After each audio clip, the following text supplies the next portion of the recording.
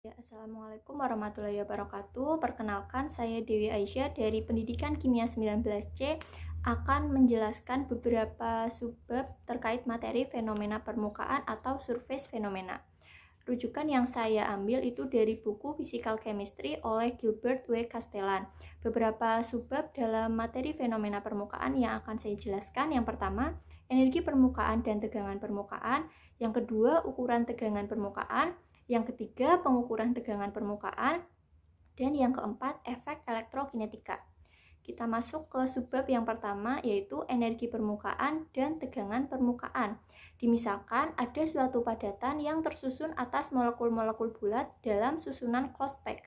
Energi per molekul padatan tersebut adalah E per N, di mana E adalah energi per mol dan N adalah jumlah bilangan Avogadro.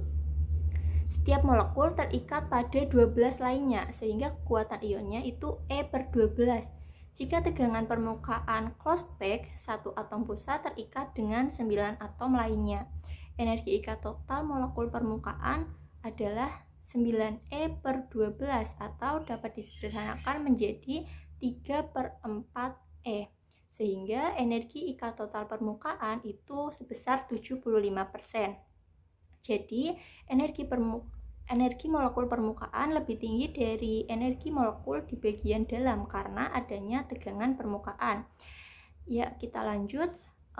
Pada gambar 1 adalah untuk contoh tegangan permukaan, yaitu film yang dapat direnggangkan. Suatu film cairan yang dapat direnggangkan pada suatu pindai kawat yang salah satu rusuknya bebas digerakkan. Dapat kita lihat ya pada gambar, yaitu untuk rusuk yang bagian dalam itu dapat digerakkan seperti itu. Bila film dikenai kerja untuk memperluas areanya, maka energi Gibbs dari film akan bertambah sebesar gamma dA, di mana gamma itu adalah energi Gibbs permukaan per satuan luas. Bila besarnya tambahan energi Gibbs sama dengan besarnya kerja yang dikenakan pada film. Bila gaya yang dikenakan pada film sebesar F dan film bergerak sepanjang dx, maka persamaannya yaitu F dx sama dengan gamma dA, di mana F adalah gaya dan gamma adalah energi Gibbs permukaan per satuan luas. Bila lambda adalah panjang rusuk yang bisa digerakkan, maka penambahan luas film adalah 2 lambda dx. Nah, angka 2 di sini artinya adalah film memiliki dua sisi, sehingga persamaannya menjadi F dx sama dengan gamma 2 lambda dx. Dx-nya dapat dicoret, jadi F sama dengan 2 lambda gamma. Panjang film yang bersentuhan dengan kawat adalah L kecil pada tiap sisi, sehingga persamaan akhirnya yaitu gamma sama dengan F per 2L kecil, di mana gamma adalah tegangan permukaan zat cair. Ya, kita masuk ke tabel ya. Yang pertama ada tabel nih, yaitu tabel tegangan permukaan cairan pada suhu 20 derajat Celcius. Di sini ada beberapa contoh cairan dan nilai dari gamanya masing-masing ya. Berdasarkan satuan SI itu untuk tegangan permukaan adalah Newton per meter, yaitu secara numerik sama dengan laju kenaikan permukaan energi Gibbs dengan luas dalam Joule per meter persegi. Ya, subbab yang kedua adalah ukuran tegangan permukaan.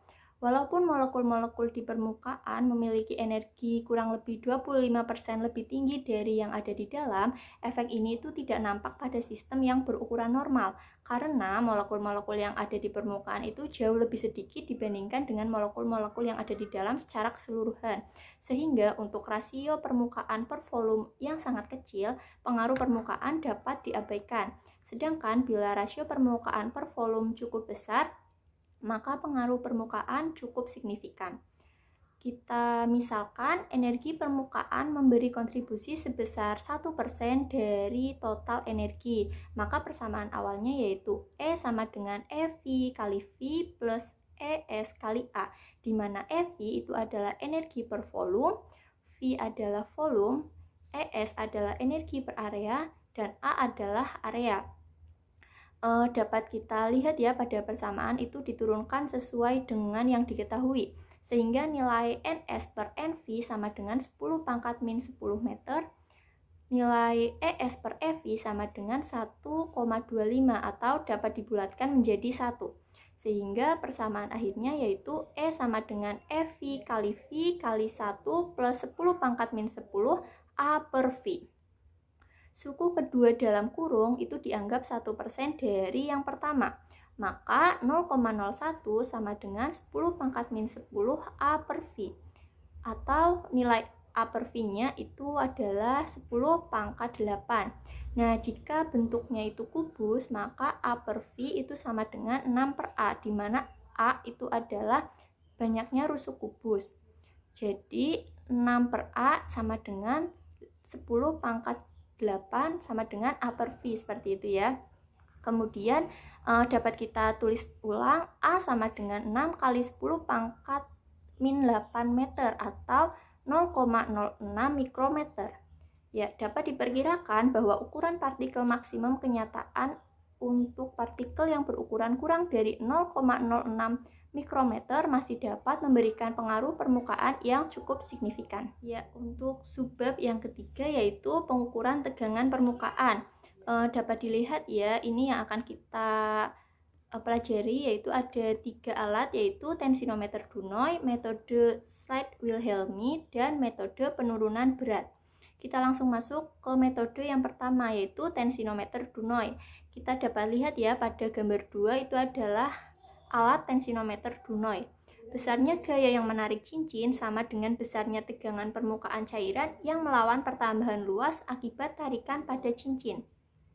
Persamaannya yaitu F sama dengan 2 kali 2 pi R gamma. Nah, pada persamaan ini itu kadang diperlukan faktor koreksi karena memperhitungkan banyak cairan yang ditarik. Sehingga untuk rumusnya menjadi F sama dengan 2 kali 2 gamma. 2 kali 2 pi R F kecil gamma, di mana F kecil ini merupakan faktor koreksi. Ya, kita lanjut ke materi yang kedua, yaitu untuk metode Slide-Wilhelmy. Ya, untuk metode Slide-Wilhelmy itu mirip dengan tensinometer Dunoy.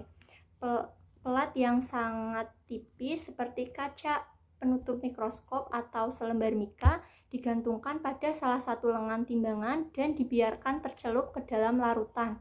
Persamaan awalnya yaitu F sama dengan FA plus gamma P, di mana di sini F dan FA adalah gaya-gaya yang bekerja ke bawah ketika slide menyentuh permukaan dan ketika masing-masing tergantung bebas di udara. Metode ini bagus untuk mengukur perbedaan gamma, misalnya dalam pengukuran perbedaan penampungan Langmuir karena kedalaman perendaman konstan. Ya, selanjutnya adalah metode penurunan berat. Ya, ini ada gambarnya juga ya, seperti biasa.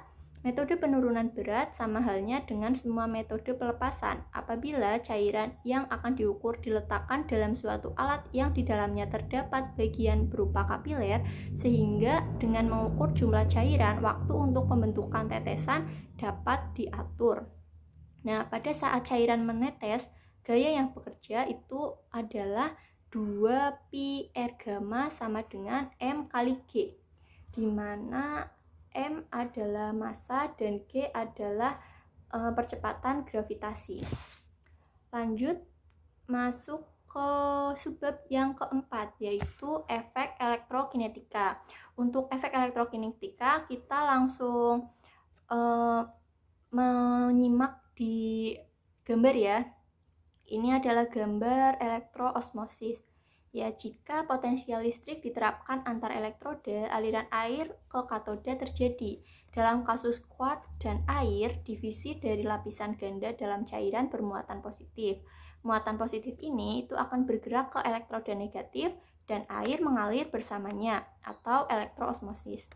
Partikel yang sangat halus yang tersuspensi dalam cairan membawa muatan listrik yang setara dengan muatan pada partikel itu sendiri, ditambah muatan pada bagian tetap dari lapisan ganda. Sehingga untuk besarnya semua efek elektrokinetik itu bergantung pada seberapa banyak muatan listrik berada di bagian bergerak dari lapisan ganda. Sekian materi tegangan permukaan yang saya sampaikan. Mohon maaf apabila banyak kekurangan. Sekian, wassalamualaikum warahmatullahi wabarakatuh.